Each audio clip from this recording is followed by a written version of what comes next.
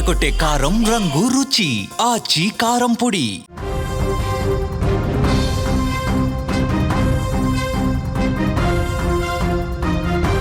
పదవి అంటే భోగం కాదు, అది ప్రజల కోసం పడే ఒక తపన అని నిరూపిస్తున్నారు సూర్యాపేట జిల్లా చివ్వెంల మండలం గుంపుల గ్రామ నూతన సర్పంచ్ నాతాల పద్మమ్మ. సాధారణంగా సర్పంచులు గెలిచిన తర్వాత నిధుల కోసం ప్రభుత్వం వైపు చూస్తారు. కానీ ఈమె నాయకత్వంలో కొనతం సైదిరెడ్డి, నాతాల వెంకటరెడ్డిలు మాత్రం ప్రభుత్వ నిధులే కాదు, మా సొంత సంపాదన కూడా నా గ్రామానికి అంటూ ముందుకొచ్చారు. అధికారాన్ని అడ్డం పెట్టుకుని సంపాదించడం కాకుండా తమ జేబులో డబ్బును ప్రజల కోసం ఖర్చు పెడుతూ ఊరిని మార్చేందుకు వీరు పూనుకున్నారు. రాష్ట్రంలోని ఇతర గ్రామాలకు, ఇతర సర్పంచులందరికీ కూడా ఒక దిక్సూచిగా నిలుస్తున్నారు. నాతాల పద్మమ్మ ప్రమాణ స్వీకారం అనంతరం తన తండ్రి కొనతం వెంకటరెడ్డి ఫౌండేషన్ తరఫున ₹1,00,000 నగదును సొంతంగా గ్రామ పంచాయతీకి చెక్కు రూపంలో అందజేశారు.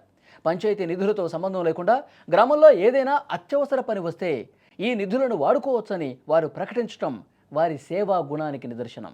అంతేకాదు తెలంగాణ ప్రభుత్వం కేటాయించిన 2 పడకల ఇండ్లు పొందిన లబ్ధిదారులకు నిర్మాణానికి లేదా ఇతర అవసరాల కోసం సైదిరెడ్డి వెంకటరెడ్డిలు తమ సమీక్షలో ప్రతి ఇంటికి ₹10,116 చొప్పున ఆర్థిక సాయం అందజేశారు.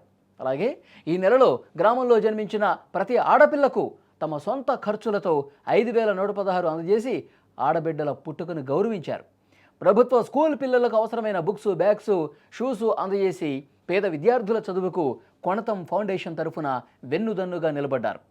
ఇక ఎన్నికల సమయంలో ఇచ్చిన ప్రతి హామీని నెరవేరుస్తామని కొనతం సైదిరెడ్డి అలాగే నాతాల వెంకటరెడ్డి సంయుక్తంగా ప్రకటించారు.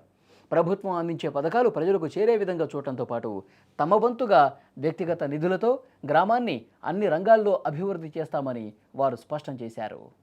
సర్పంచినైనా సభ్యులైనా నాతాల పద్మమ్మ అను నేను శాసనం ద్వారా ఏర్పాటు చేసిన భారత రాజ్యాంగం పట్ల నిజమైన నమ్మకం మరియు విధేయత కలిగి ఉండి నేను స్వీకరించబోతున్నాను.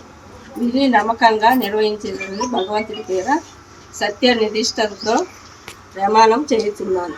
గుంపుల గ్రామ ప్రజలందరూ మా మీద నమ్మకం ఉంచి మమ్మల్ని గెలిపించి మాకు ఈ బాధ్యతను ఒప్పచెప్పారు. సో ఈరోజు ప్రమాణ స్వీకారం చేసుకున్నాము.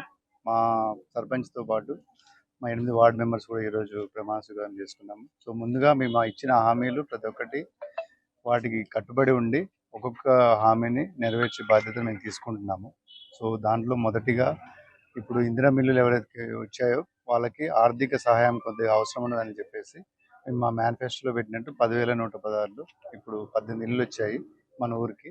ఇళ్ళకి కూడా వెళ్ళి వాళ్ళకి 10,116 ఇవ్వడం జరుగుద్ది. సర్పంచ్ ఆధ్వర్యంలో జరుగుద్ది.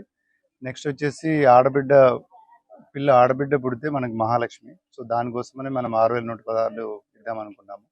సో ఈ లాస్ట్ 2 monthsలో ఎవరైతే